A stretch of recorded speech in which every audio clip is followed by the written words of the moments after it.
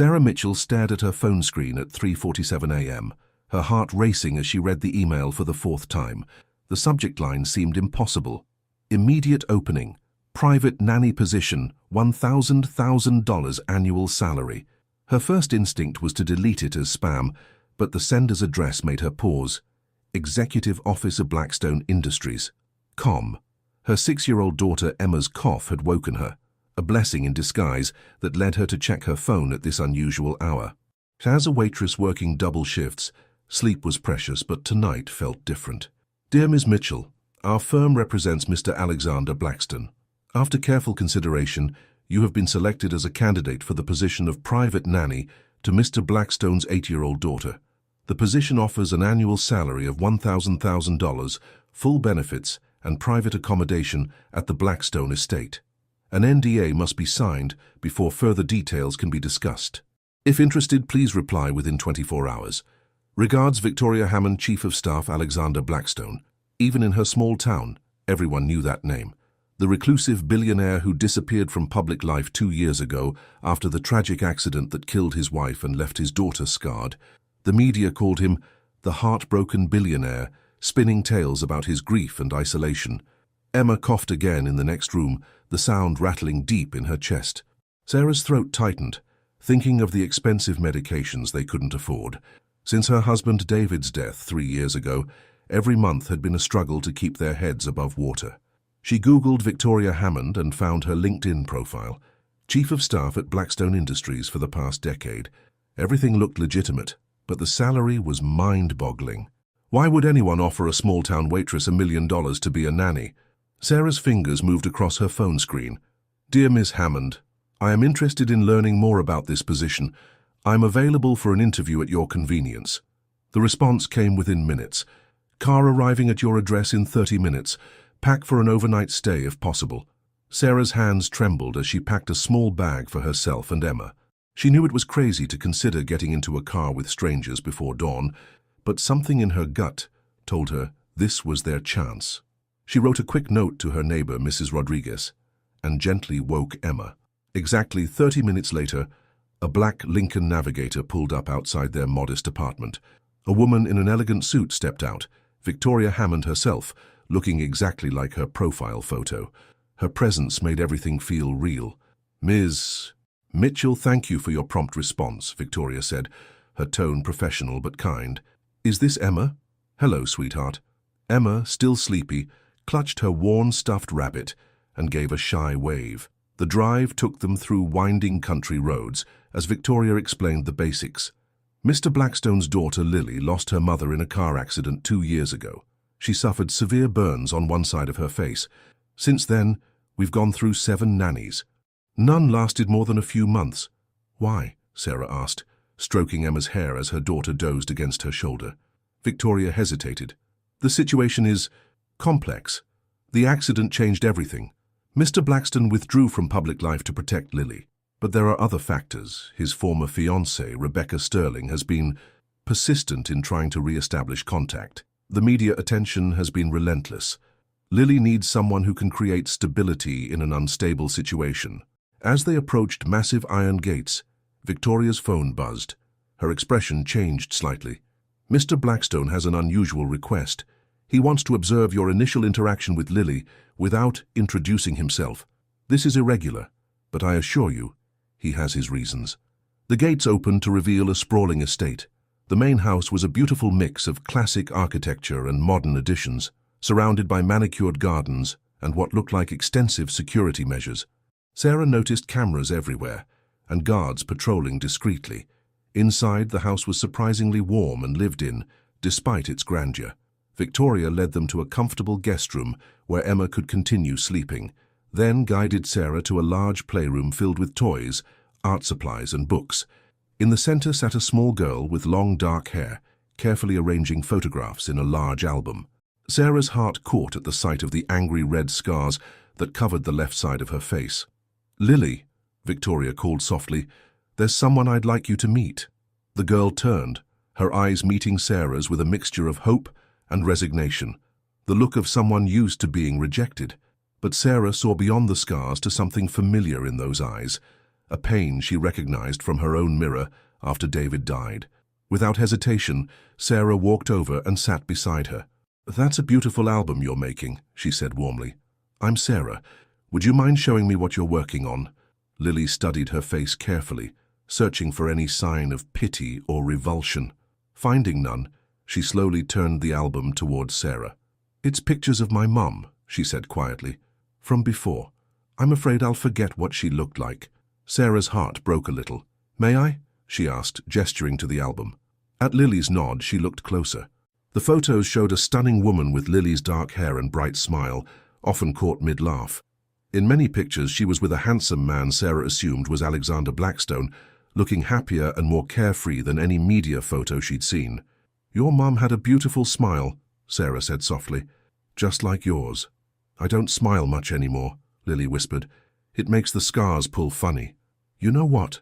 Sarah leaned in conspiratorially. "I bet your mom wouldn't want you to stop smiling. I bet she loved your smile more than anything in the world." A tear slid down Lily's unscarred cheek. "Dad doesn't smile anymore either. He just works and works. Sometimes I think he can't look at me because I remind him of her." "Oh, sweetheart," Sarah said, her maternal instincts taking over. "I don't think that's true at all.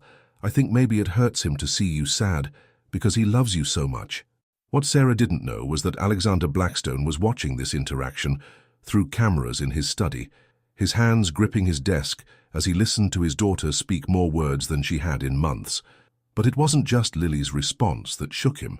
It was the strange sense of familiarity he felt watching Sarah, a feeling he couldn't quite place, but that nagged at his memory. And in another part of the city, a woman sat in a luxurious penthouse, scrolling through surveillance photos of Sarah and Emma arriving at the estate. Rebecca Sterling's perfectly manicured nails tapped against her wine glass as she studied the images, her beautiful face twisted with rage.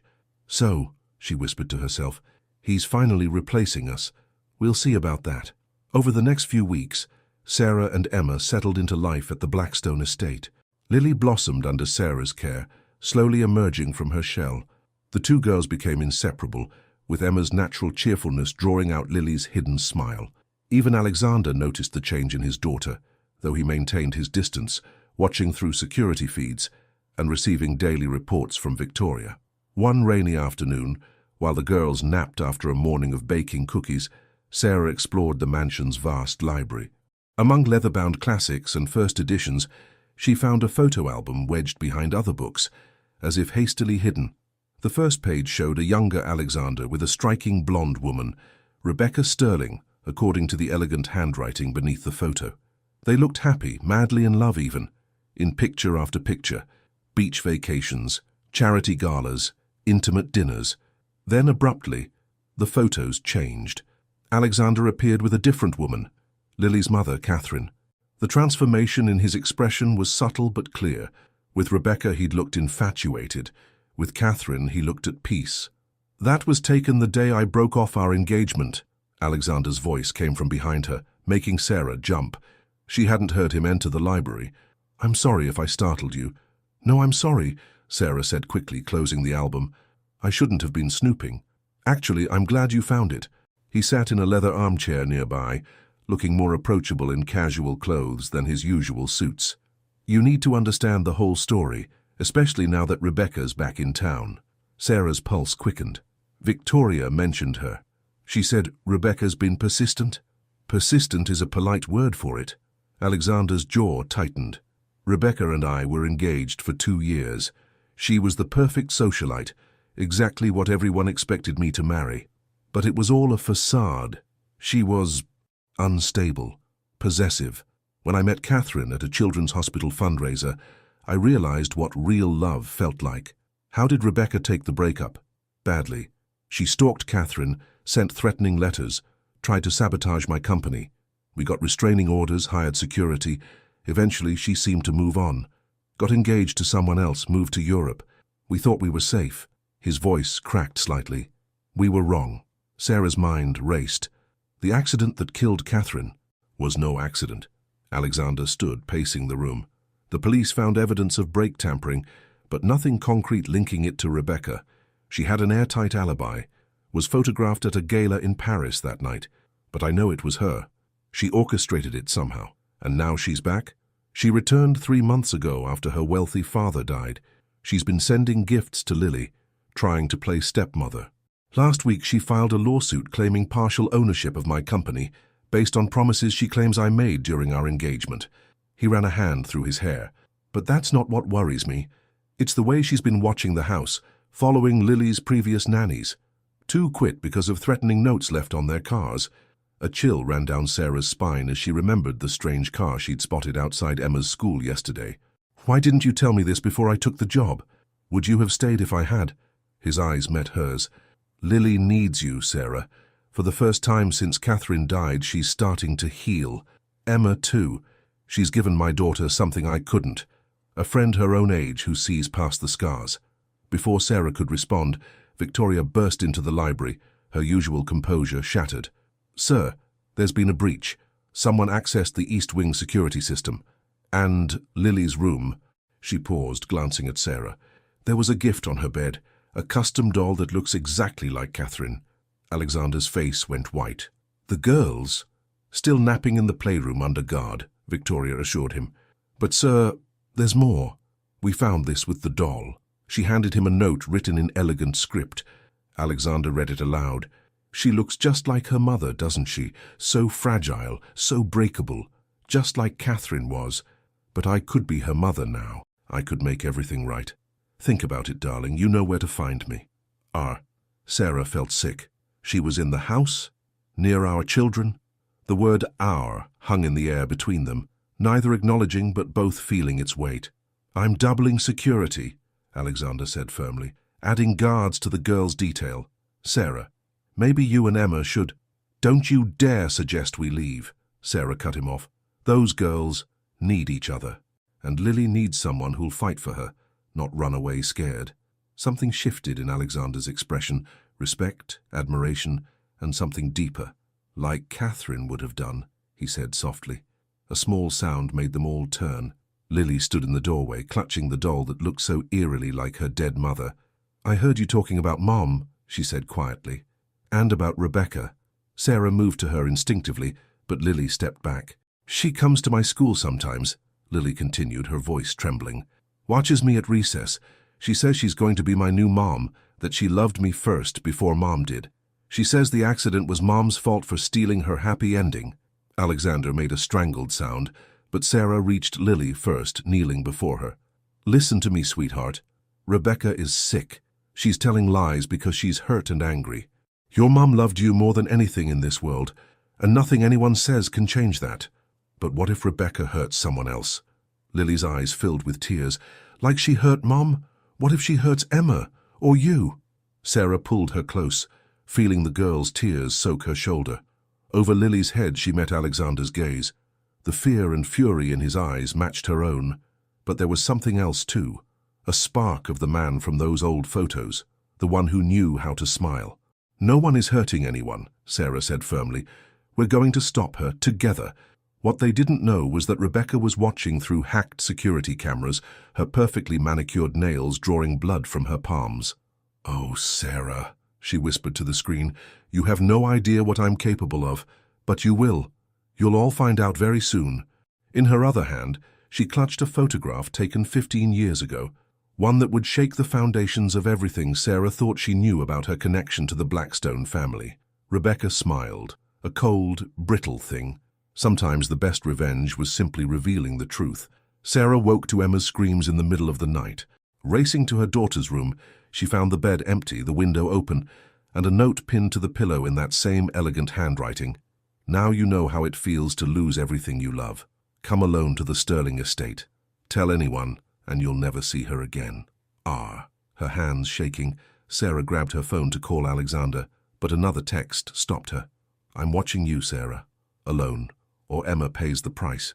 By the way, have you told Alexander why you look so much like his beloved Catherine, or why Emma has his mother's eyes? The phone slipped from Sarah's grip. She stared at her reflection in Emma's bedroom mirror, really looking at features she'd seen every day of her life. The high cheekbones, the curve of her jaw, how had she never noticed? Grabbing an old photo of Catherine from Lily's album, she held it beside her face. The resemblance was uncanny. But Emma's eyes. She'd always assumed they came from David's side of the family. Now fragments of memories crashed through her mind. Her biological mother, who died when Sarah was a baby, the grandparents who'd raised her, their evasive answers about her father. A text lit up her phone. "Tick-tock, sister dear, that's right. Catherine wasn't just Alexander's wife, she was your half-sister. And Emma, she's not David's daughter, she's Alexander's. Remember that drunk night at his engagement party to me? The one you pretended never happened? I have the DNA test to prove it." Sarah's world spun. That night 6 years ago, she'd been catering the party, hadn't she? There had been a moment with a handsome stranger in the garden, both of them drinking champagne, sharing their dreams and sorrows under the stars. She'd never seen his face clearly in the darkness. 9 months later, Emma was born. But there was no time to process these revelations. Emma was in danger. Sarah scribbled a quick note for Victoria. "Don't follow, she'll hurt Emma," and slipped out of the mansion. The Sterling estate loomed ahead, a grotesque modern fortress of glass and steel. Rebecca waited in the entrance, looking elegant even at this hour in a black designer dress. "Hello, sister-in-law," she smiled coldly. "Or should I say the other woman?" "Where is my daughter?" Sarah demanded. "Safe, for now. With her father." Ironic, isn't it? All this time she was right where she belonged, in the Blackstone mansion. Though I doubt Alexander will be thrilled to learn he has another daughter, especially one he created while cheating on me. "He didn't know who I was," Sarah said. "Neither of us did." "Oh, but I knew." Rebecca's smile turned cruel. "I've known everything from the start. Who you were, who Emma was. Why do you think I chose that night to announce our engagement? I saw you catering, saw how he looked at you, just like he'd looked at Catherine. I couldn't let another sister steal him from me." "You're insane," Sarah whispered. "You killed Catherine because she was my sister." "I killed Catherine because she took what was mine." Rebecca's composure cracked. "Everything was perfect until your family interfered. First Catherine, the secret daughter from his father's affair, stealing his heart with her good works and pure soul. Then you, her little sister, making him question our engagement with one drunken night. But I fixed it. I got rid of Catherine, made it look like an accident. Poor Lily's scars were just collateral damage." Sarah's blood ran cold. "Where is my daughter?" "Follow me." Rebecca led her to a home office, where Emma slept on a couch, seemingly unharmed. "Don't worry, just sleeping pills in her hot chocolate. She'll wake up soon, unless what? Leave, take Emma and disappear. Never tell Alexander about her true parentage. Let me have the family that should have been mine." "And if I refuse?" Rebecca pulled out a gun. Then history repeats itself. Another tragic accident, this time involving a mother and daughter. "You won't get away with it," Sarah said, edging toward Emma. "Alexander will know it was you." "Will he? The grieving ex-fiancé who tried to save you both from a home invasion gone wrong? I've learned from last time. Everything's arranged perfectly." A noise from the hallway made Rebecca turn. Sarah lunged, knocking the gun away. They grappled, crashing into a desk. A photo frame fell, glass shattering. Rebecca grabbed a shard, slashing at Sarah's face. "Now you'll match Lily," she screamed. "One big, happy, scarred family." Sarah fought back desperately, but Rebecca was unhinged, stronger than her slight frame suggested. The glass shard came closer to her eye. Suddenly, Rebecca's weight disappeared. Alexander stood there, fury incarnate, restraining his ex-fiancée as security swarmed the room. Victoria rushed to Emma, checking her pulse. "She's fine," Victoria assured them. "Just sedated. Paramedics are coming." "How?" Rebecca shrieked. "How did you find us?" "Your father's old housekeeper," Alexander said grimly. "She called us, worried about your special guest. Said she heard a child crying. Did you really think I wouldn't have this place watched?" Sarah cradled Emma, her mind spinning. "Alexander, there's something you need to know." "I know," he said quietly. "About Catherine being your half-sister. About Emma. Victoria found the DNA test results in Rebecca's files weeks ago." "You knew? All this time?" "I suspected, when I saw you with Lily. You have Catherine's heart, her way with children." Then I remembered that night in the garden. I'd had too much champagne, was grieving my broken engagement. You were so kind, so real, just like Catherine had been. Why didn't you say anything? Fear, shame. How could I admit I'd unknowingly been with my late wife's sister? that I'd abandoned my own child, even unintentionally. His voice cracked. Can you ever forgive me? Rebecca's laughter cut through the moment. How touching. The secret siblings, the hidden child, the tragic past. You really think this changes anything? I'll still destroy you all. I have proof of everything. The affairs, the illegitimate children, every dirty secret the Blackstone family tried to bury. No, said a new voice. You don't. They turned to see Lily in the doorway, Victoria's tablet in her hands. I just sent everything to the police, the real proof. Your emails planning Mum's murder, the brake shop receipt, the payments to the mechanics, everything. Rebecca's face went white. Impossible. Those were encrypted, hidden. I'm good with computers, Lily said quietly. Like my dad. I found your passwords in the doll you left, the one that looked like Mom. Did you really think I wouldn't look inside it? Sarah moved to Lily, pulling her close with her free arm, Emma still cradled against her other side. Alexander joined them, enfolding his newly complete family as Rebecca was led away in handcuffs, her screams echoing through the mansion. My clever, brave girl, Alexander whispered to Lily. Then, looking at Sarah holding both their daughters, my whole world, right here. But as police lights flashed outside and Emma began to stir, Sarah knew their greatest challenge still lay ahead, building a family from the ashes of so many secrets and lies. Yet looking at Alexander's face, seeing the love there for all of them, she knew they would find a way. After all, love, real, messy, complicated love, was the one truth that could heal all wounds. 6 months after Rebecca's arrest, Sarah stood in front of the mirror in her bedroom at the Blackstone estate, adjusting her wedding dress.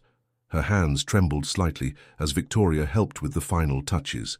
Through the window she could see the garden where hundreds of guests waited, where she'd once shared a magical moment with a stranger who turned out to be so much more.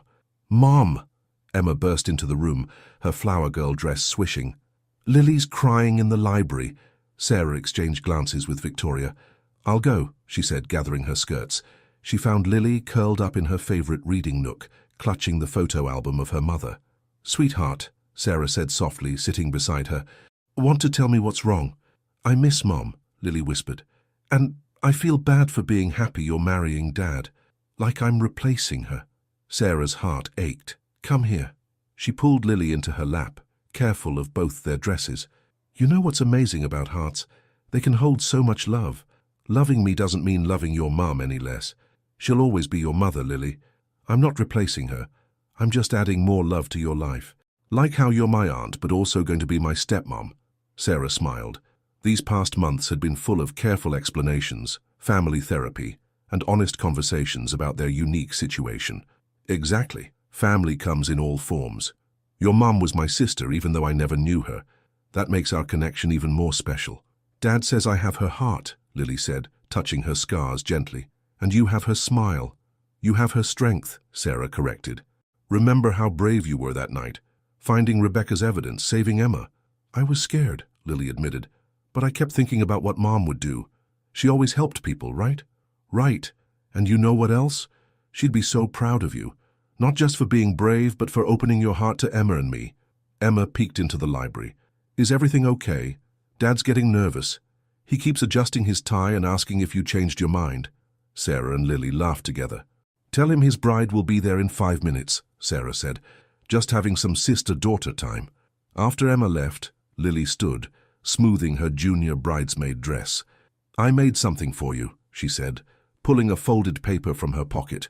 It was a drawing of their entire family.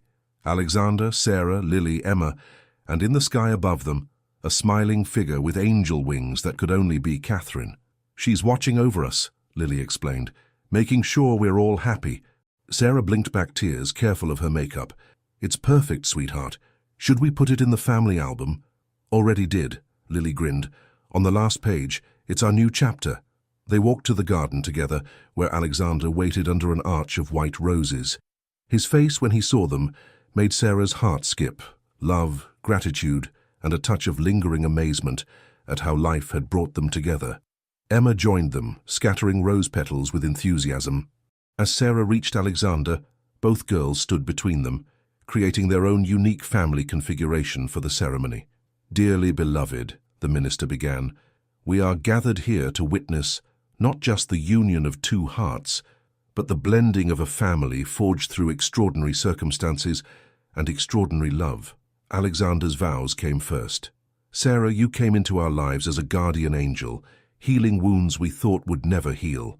You showed me that love doesn't divide. It multiplies. You gave Emma a father who will spend the rest of his life making up for lost time. You gave Lily a mother who sees her strength and beauty. You gave me back my heart when I thought it was forever broken. Today I promise to spend the rest of my life showing you that some endings are really beautiful beginnings in disguise." Sarah squeezed both girls' hands as she spoke her vows. "Alexander, our story started in darkness. A garden at night, two lonely souls finding brief comfort. But love brought us back together, not just for us, but for our daughters. Today I promise to honor Catherine's memory by loving her family, our family, with the same open heart she had. I promise to be a mother to Lily, a wife to you, and to help you be the father Emma has always deserved. Most of all, I promise that our past will only make our future stronger." Lily stepped forward with the rings, her scars barely visible in the bright sunshine. Emma held up the wedding album, ready for the first photo of their official family. "By the power vested in me," the minister smiled, "I now pronounce you husband and wife, and this beautiful family officially complete."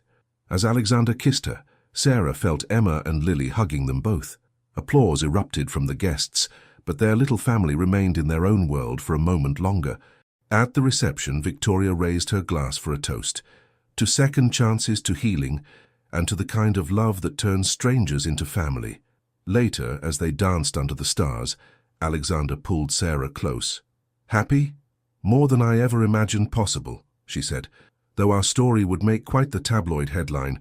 Billionaire marries late wife's secret sister, mother of his secret daughter." He chuckled. "I prefer love conquers all." On the dance floor, Lily was teaching Emma some new steps, both girls laughing. Their scars, Lily's visible, Emma's from the trauma of Rebecca's kidnapping, were healing, just like the adult's deeper wounds. "Look," Alexander whispered, pointing to the garden. A white butterfly landed on Catherine's favorite roses, its wings catching the last rays of sunset. "Do you think she knows? That her sister and her husband found love? That her daughter is happy? That her family is whole?" Sarah smiled. "I think she orchestrated the whole thing. Angels work in mysterious ways." As night fell, the newly unified family walked back into their home. In the library, Lily's drawing waited in the album, marking the end of one chapter and the beginning of another. Below it, in Lily's careful handwriting, were the words, "Love makes a family. And sometimes angels help." Sarah looked at her husband and daughters, marveling at how $1 million job offer had led to something priceless. A broken family made whole again, proof that love could heal even the deepest wounds, and the knowledge that sometimes the greatest gifts come disguised as life's greatest challenges.